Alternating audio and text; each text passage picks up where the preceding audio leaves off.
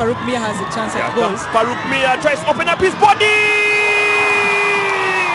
Farouk Mia scores the Omwaka gumwe mabega Farouk Mia ayamba Viper Sports Club okwangula ekikopo kya liigi y'eggwanga y'ababinywera eya Azam Uganda Premier League ekya sizoni ya 2024-2015 naye ng'abantu tebamutegeera bulungi. Mu Novemba omwaka ogwedde Farouk Mia ateba goolo 3 nga Uganda Cranes ewandula Mutogo ku mugatte gwa goolo 4 ku bwereere mu nzannya ezasooka ez'empaka za World Cup ez'okusunsulamu neera abantu basigala tebamutegeera bulungi nga tebamutwala ng'omuzannyo w'enjawulo. Mu Desembera omwaka ogwedde gy'emyezi nga 9 emabega Farouk Mia alondebwa ku buzannyi bw'omwaka gwa 2015 naye era ekyewuunyisa bannayuganda bangi abawagizi b'omupiira basigala tebaagala kumanya Farouk Mia y'ani. Wabula ku ssaawa eno bw'oyogera erinnya lya Farouk Mia bangi bamutegeera era ku myaka 19 gy'alina oli bwakugamba nti kati ye muzannyi asinga ettutumu mu ggwanga toyinza kumuwakanya. Ku Sande wedde mu Kisainambole goolo ya Farouk Mia mu ddakiika ya 35 yayambye Uganda Cranes okumegako Comoros ku goolo emu ku bwereere n'ejjako ekika ky'emyaka 38 nga tezannya mpaka za Afrika ez'akamalirizo ze yali yasemba okwetabamu mu mwaka gwa 1978.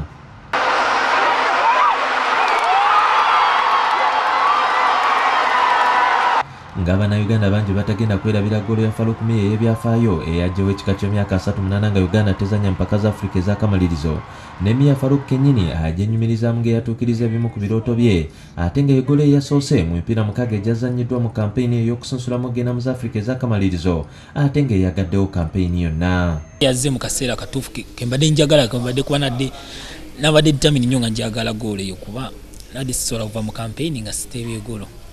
Yana adi nsaba nnyo Mungu n'okukola nnyo nange mbeere mbasambye abakola linnya era mwebaza.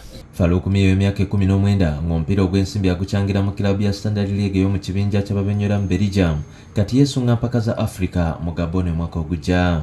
Buli omu omusajja we gye tugenze kati tulina okulaga kye tulina oba Uganda naffe gye tuli era manyi nze n'abasambi bannange tujja kukola ekisoboka kyonna keeping up flag afu wagulu.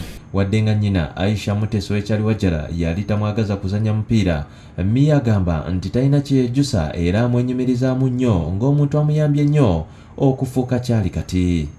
Oba yambuulira nnyo n'aŋŋamba kintu oba wagala kintu how bad you want it olina okukola kyonna kisoboka kukituukako kintu oba okyagala oba mu ngeri ki olina okikola oba osoma oba osamba kapiira oba okola mu ofiisi kwata kisobola kusanga omukisa tegusobola kusanga era kusanga umaze kukikolerera.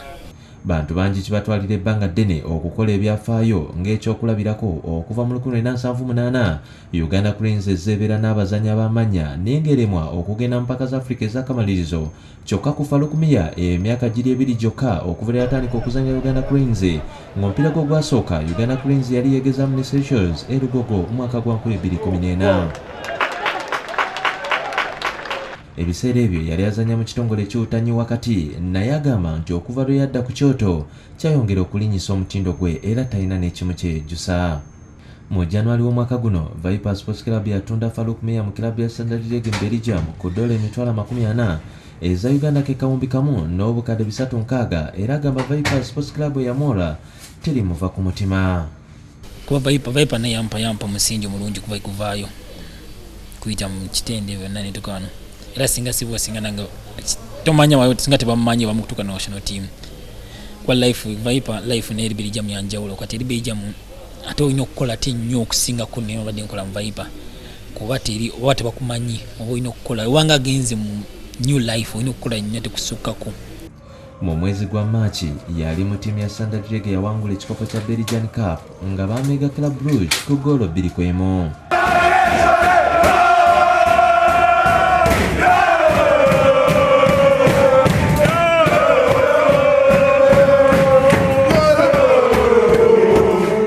Epa 2-2 Mia Farouk yateba goolo eyasooka mu mujozi gwa kilabu ya Standard League nga baakuba Moscow ku goolo 4-1.